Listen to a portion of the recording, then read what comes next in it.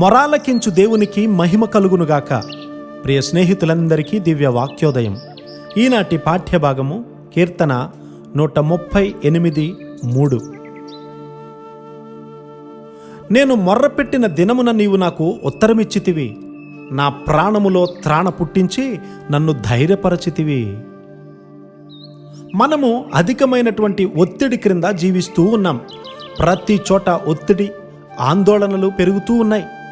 ఇది దాదాపుగా ప్రతి జీవిత భాగాల్లో కూడా కనబడుతూ ఉంది.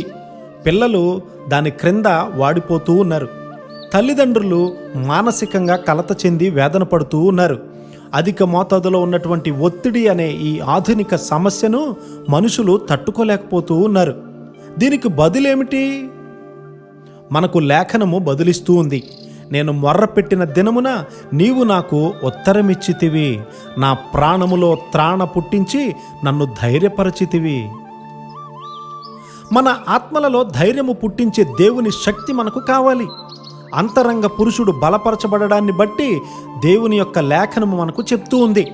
అంతరంగ పురుషునికి కావలసిన ప్రార్థనాత్మను గూర్చి మనం ఎప్పుడూ కూడా ఆలోచించట్లేదు.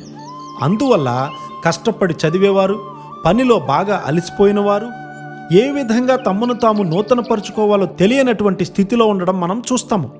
అందువల్ల వారు ఓడిపోతారు, తప్పిపోతారు, అపజయం పాలవుతారు. బలము యొక్క రహస్యము వారికి తెలియనే తెలియదు. యెహోవా యందలి ఆనందము నా బలమని లేఖనం చెప్తుంది కదా. చెప్పన సఖ్యమును మహిమాయుక్తమైనటువంటి సంతోషమును గూర్చి లేఖనము మాట్లాడుతూ ఉంది. మనము నిమగ్నమైనటువంటి పోరాటాలకు, ఒత్తిళ్లకు బదులుగా మనలను బలపరిచేటువంటి యెహోవా యందలి ఆనందము మనమెల్లప్పుడూ కూడా కలిగి ఉండాలి. అతడు మొర్రపెట్టాడు, జవాబు పొందాడు. మన హృదయంలో నుండి వచ్చేటువంటి మొర్ర ఇలాంటిదై ఉండాలి. మనం ఎక్కువగా అపజయాన్ని పొందుచున్నటువంటి విషయాలలో ఒకటి ఏదంటే, మనకు లోపించిన ఒక మాట విశ్వాసము.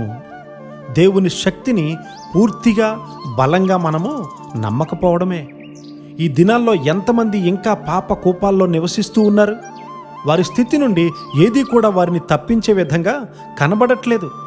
సర్కస్లో గట్టి త్రాడు మీద నడవడం అనేది 1 నిమిషం లేదా 2 నిమిషాలు మాత్రమే ఉంటాయి. కానీ జీవితాంతము అలా నడవలేం కదా. నేను మొర్రపెట్టి తిని నీవు నాకు ఉత్తరమిచ్చితివి, నా ప్రాణములో త్రాణ పుట్టించి ధైర్యపరచితివి అని కీర్తనాకారునితో సహా చెప్పేవాడిగా నీవు ఉండాలి. జీవితాంతము కూడా వ్యతిరేకమైనటువంటి తలంపులను నీవు స్వాధీనపరచబడినట్లు అనుమతించొద్దు. యేసుక్రీస్తు వారి వైపు చూస్తూ నూతనపరచబడే కృప, ధన్యత దేవుడు మనందరికీ అనుగ్రహించునుగాక. ఆమెన్.